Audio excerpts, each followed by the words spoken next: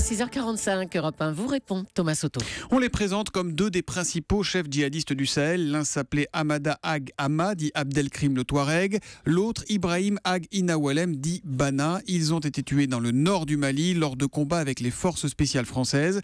Ça s'est passé dans la nuit de dimanche à lundi, mais on l'a appris qu'hier soir. Bonjour Pierre Servant. Bonjour Thomas Soto. Vous êtes expert en stratégie militaire et spécialiste des questions de défense. D'abord, ces deux hommes, ces deux individus, étaient-ils vraiment des têtes de proue du djihadisme dans la région ?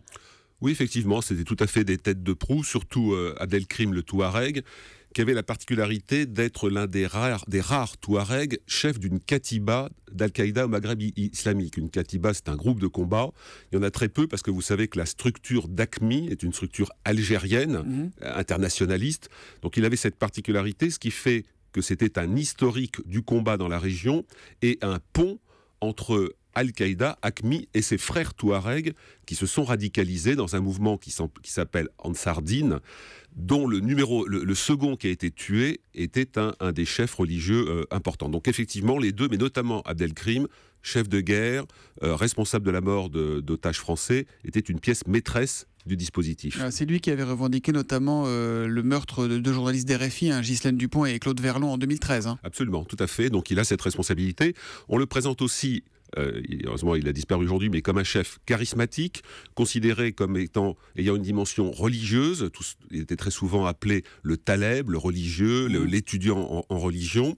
Donc charisme important, et il avait la responsabilité de la logistique de son groupe de combat et des liens notamment avec tous les groupes mafieux qui approvisionnent les structures de combat des katibas à partir des trafics de drogue ou d'autres. Donc là c'était vraiment un vrai patron, et en même temps on a un tweet là de Polo Lactu qui nous dit: chaque semaine on nous annonce la mort de chefs entre guillemets, mais il y en a toujours autant derrière, on tourne en rond. Est-ce que c'est vrai? Est-ce que AQMI est vraiment affaibli ce matin?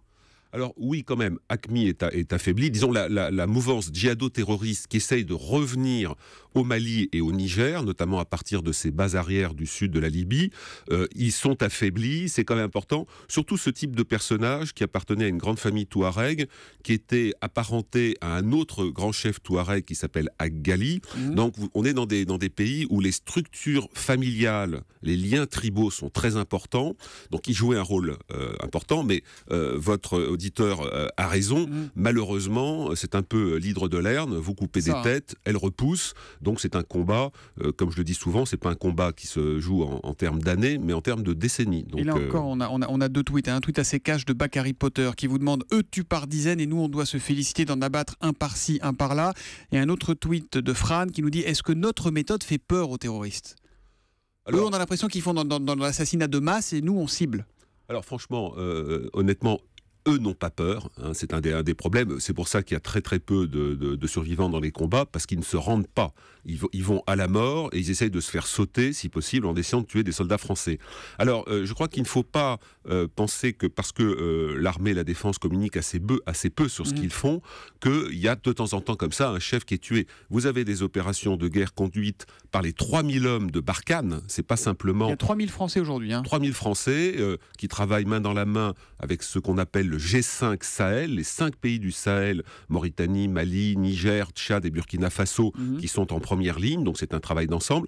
Les forces spéciales, on ne connaît pas exactement leurs chiffres, les commandos, mais c'est peut-être 10% des 3000 soldats français, et vous avez des opérations qui sont montées tous les jours. Par exemple, il y a quelques jours, la force Barkhane a détruit des passeurs qui essayaient de passer 1,5 tonne de drogue. Évidemment, ce trafic de drogue va alimenter le terrorisme. Et donc vous avez tous les jours des combats, y compris plus au nord du Niger, c'est-à-dire à la sortie des passes qui sortent du sud de la Libye pour essayer d'aller reconstituer ces groupes de combat. Vous parliez de l'hydre tout à l'heure, et c'est vrai qu'on a eu à peine pris le temps de prendre connaissance de cette information, l'exécution de ces deux hommes, qu'on apprenait il y a quelques heures, là, cette nuit, que Palmyre, d'un autre côté, était tombé entre les mains des djihadistes. C'est pour ça que là, on a cette impression peut-être d'impuissance et de caractère inexorable de la progression des djihadistes. Alors c'est vrai, je compare souvent, là donc on est en Syrie, sur le Daesh, le califat terroriste, qui effectivement marque plutôt des points aujourd'hui, en ce moment, à la fois en Irak et là en Syrie. C'est vraiment un cancer qui métastase à toute vitesse. Donc ça demande des traitements de fond pour détruire les noyaux centraux du cancer, ce que la France a fait avec Serval au nord du Mali, ce qu'on n'a pas fait ce que les Américains n'ont pas su faire, ce que les Irakiens n'ont pas su faire, notamment en Irak avec Daesh. Et aujourd'hui, on voit bien que les métastases repartent en Syrie. Et si vous regardez la carte du cancer de Daesh en Irak et en Syrie, c'est une sorte de crabe, c'est une réalité, c'est-à-dire vous avez le corps du crabe qui est très important en Irak, qui est adossé sur plusieurs villes à partir de Mossoul, Tikrit, même s'ils ont perdu Tikrit et Bagdad, et vous avez deux grosses pinces, une pince qui part vers le nord, vers Alep, et une pince par le sud, sur Palmyre. Et l'objectif derrière pour Daesh, c'est évidemment Damas, qui n'est pas très loin. Est-ce qu'il y a aujourd'hui un chef mondial des djihadistes, comme il y a eu Ben Laden à l'époque? Alors effectivement, il y a al-Baghdadi, personnage religieux, charismatique, on en connaît quelques images. On est sûr qu'il est vivant, par exemple? On avait dit qu'il avait été blessé il y a quelques mois. Oui, on dit qu'il a été blessé. D'après les informations que je peux avoir des services, il est vivant.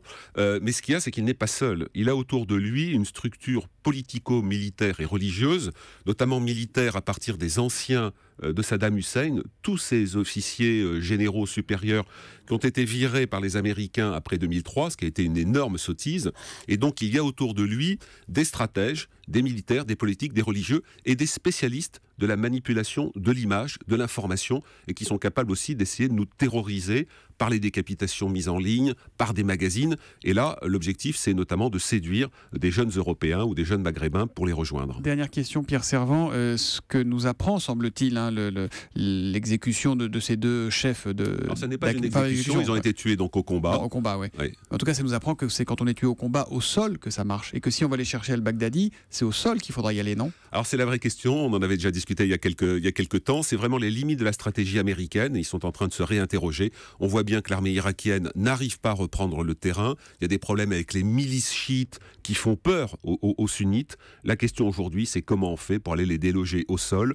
Et là, tout le monde est frileux, les Américains, les Européens. On sait quand ça commence, on ne sait pas quand ça se termine. Et on note au passage quand même qu'on a des forces spéciales françaises qui sont extrêmement efficaces et qui font un travail remarquable. Tout à fait, vraiment, ce sont des hommes d'une très grande qualité, beaucoup d'humilité, qui font un travail de fond et qui sont très adaptés au mode de fonctionnement des djihadistes, qui fonctionnent, je dirais, de façon très plastique, très mobile.